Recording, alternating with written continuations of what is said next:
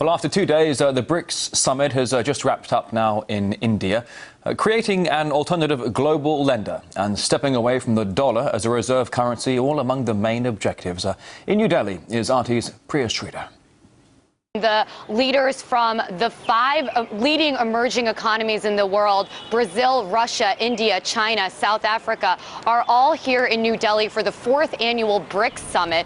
Russian President Dmitry Medvedev held a bilateral meeting with the Indian Prime Minister Manmohan Singh. There have been a lot of things on the agenda. One of the main themes of this year's summit is how these growing economic powers are also starting to have more political clout on major international issues like Syria. And again, we saw Russia and China saying that they back a ceasefire in Syria. They want peace in Syria, but they don't expect President Assad to step down. They don't want him to step down, like many of the Western leaders have said. Let's take a listen to what the Russian president had to say. One of the priorities for BRICS for the years to come should be the strengthening and key role of the UN Security Council in maintaining international peace and security, and also ensuring that the UN is not used as a cover for regime change and unilateral actions to resolve conflict situations.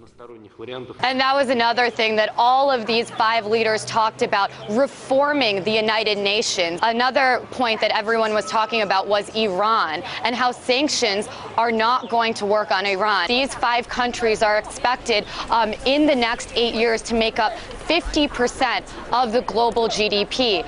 Even earlier this year, all of the BRICS countries were discussing potentially bailing out Europe from its financial crisis. One of the major things on the agenda was talking about a potential BRICS basket currency that could serve as an alternative to the American dollar or the euro. Today, all the 5 leaders signed an agreement to actually give out loans in their local currencies, which is another move that they're thinking about, moving away from the dollar and moving away from the euro. Another huge thing on the agenda here in Delhi was the idea of a joint BRICS bank that could serve as an alternative to the Western-led traditional financial institutions like the International Monetary Fund and the World Bank.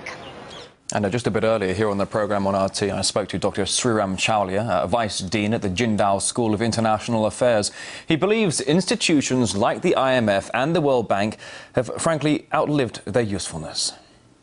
The problem with vying for some kind of crumbs from the high table is that it still depends upon the mercy and the munificence of the former superpowers, who are now just great powers. The point is, in a multipolar world, I think it's better to launch your own initiatives and to show that you have the initiative to build your own institutions rather than to beg for a few more voting shares and a few more places in the managerial or the boards of the Bretton Woods institutions. Because the Bretton Woods institutions, I don't think, can be reformed from within.